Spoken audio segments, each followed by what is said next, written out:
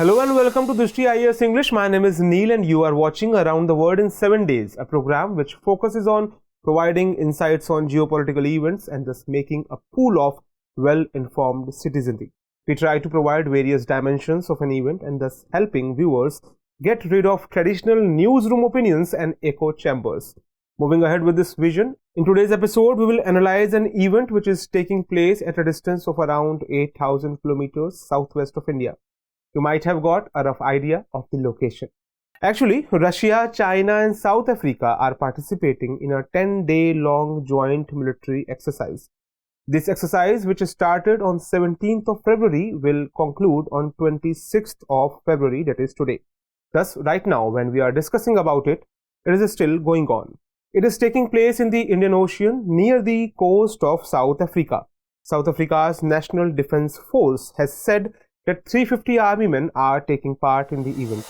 At the same time, Russia's Admiral Gorshkov warship, which is capable of firing Zircon hypersonic missiles, is also participating. These missiles can travel at a speed of 9 Mach, which is 9 times the speed of sound, and has a range of up to 1,000 kilometers. However, even before it started, the exercise became a subject of controversy.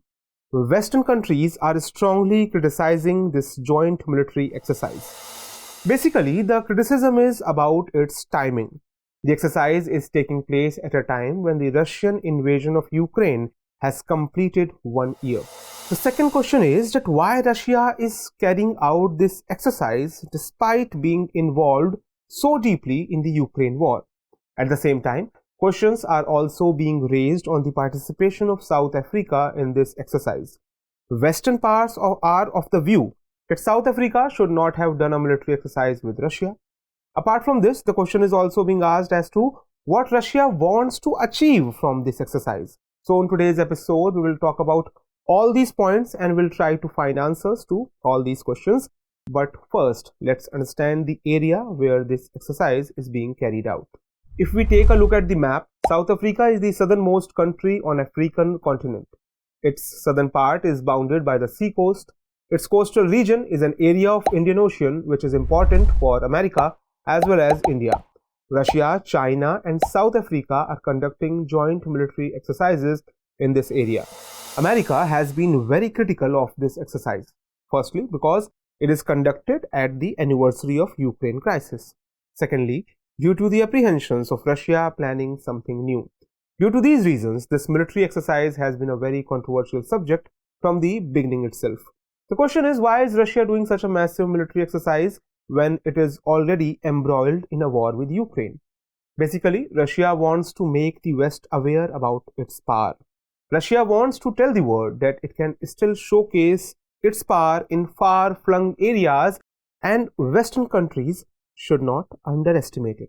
Secondly, it wants to show that there are many countries which are still on its side on the Ukraine issue. If Russia manages to do so, it will be a very big diplomatic victory. In global politics, it holds a lot of significance to demonstrate who is standing by you and who are your friends, and Putin understands it really well. Apart from this, Putin is very well aware of the fact that in the current situation, if Russia carries out any military exercise, the Western powers will oppose it. This will give Putin an opportunity to tell the global community that only the Western countries are against him, not the entire world. This holds a lot of significance because Putin knows that many countries are not happy with his actions over Ukraine. So we can say that Putin is trying pressure tactics on the Western countries. This is one major reason that Russia is carrying out military exercises amidst the Ukraine crisis. A pertinent question that arises here is that why South Africa is participating in it and how has it responded to the criticism of its participation. First, let's talk about its response to the criticism. On its criticism, South Africa has said that since 2011 it has conducted 4 joint military exercises with the US. Along with this, it has already done such exercises with France and Germany. Therefore, there is no ground for objections of the Western countries to its military exercises with Russia. South Africa also believes that all countries around the world conduct joint military exercises with their known countries. In such a situation, preventing it from conducting exercises with its friends would be a violation of international laws. Therefore, South Africa took part in the exercise despite several criticisms. As far as the reasons for its participation are concerned, there are 2-3 main reasons behind it. The first reason is that the South African army is running short of funds. It is not capable of carrying out any major military exercise on its own. Therefore, it has to take help of Russia and China for the exercise. The second problem is that South Africa is facing the problem of piracy in the Indian Ocean.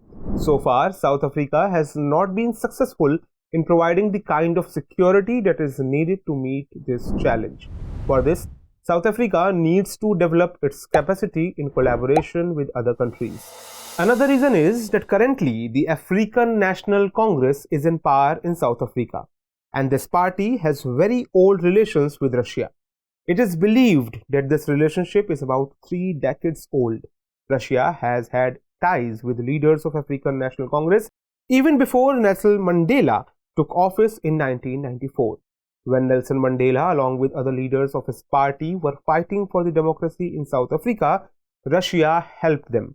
Therefore, the leaders of African National Congress have emotional connect with Russia. This is not the first time that the international community is experiencing this. It has been very explicit on several other occasions as well. When Russia attacked Ukraine, America and European countries imposed many economic sanctions on it, but South Africa refused to do so. Then a resolution was brought to the United Nations to condemn the Russian attack on Ukraine. Even then, South Africa refused to vote in the favor of the resolution. Apart from all these things, we also need to keep in mind that South Africa engages with Russia and China through other multilateral forums also, like BRICS. BRICS represents the emerging economies of the world. This feature brings Russia closer to BRICS countries. These are all the arguments that are being given on the question of South Africa joining hands with Russia. What impact the trilateral display of power will have on geopolitics is to be seen. Now it's turn for today's program's Sunday special episode, in which we will talk about some other important international news. A bomb exploded on the roadside in Central African country of Mali, which led to the killing of 3 UN peacekeepers and 5 were seriously injured. The United Nations mission in Mali was formed in 2013, and it is one of the most dangerous UN peacekeeping missions in the world. In 2012, a separatist movement started in Mali, leading to conflict. The conflict has also spread to neighboring countries, including Burkina Faso and Niger. Deteriorating security in the region led to a humanitarian crisis, which prompted the launch of a United Nations mission. Meanwhile, Australia and the Philippines are exploring the possibility of jointly patrolling the disputed South China Sea. Australian Defence Minister Richard Marles has claimed that he is in talks with Philippine Defence Secretary Carlito Galvez Jr. Philippines is also having similar talks with America. Significantly, China lays claims on most of the South China Sea. It also repeatedly breaches the sovereignty of small nations lying in the area. Due to this, Philippines is considering this possibility of joint patrolling in the disputed areas. Angered by US President Joe Biden's visit to Ukraine, Russian President Vladimir Putin has announced the suspension of the New START deal. On the other hand, Biden has said that his visit was aimed at garnering support in favor of Ukraine. Since Ukraine shares the longest border with NATO member country Poland, Poland has been a major transit route for weapons and refugees. That is why Biden also met with NATO ally and President of Poland, Andrzej Duda, and urged to mobilize Western support for Ukraine. Let us tell you that the New START deal was the last agreement between world's 2 major nuclear powers, America and Russia, to control nuclear weapons. It was signed in 2010 and came into force from February 5, 2011. Later, it was extended till 2026. So that's all for the day. Hope this program enhanced your understanding of this issue, and if it did, our purpose is served. Now, let's note down a question based on today's episode. The question is, legacy issues play a significant role in countries choosing sides in international politics. Elaborate with some recent examples. That's all for this episode of Around the World in 7 days. See you in next episode. Till then, goodbye.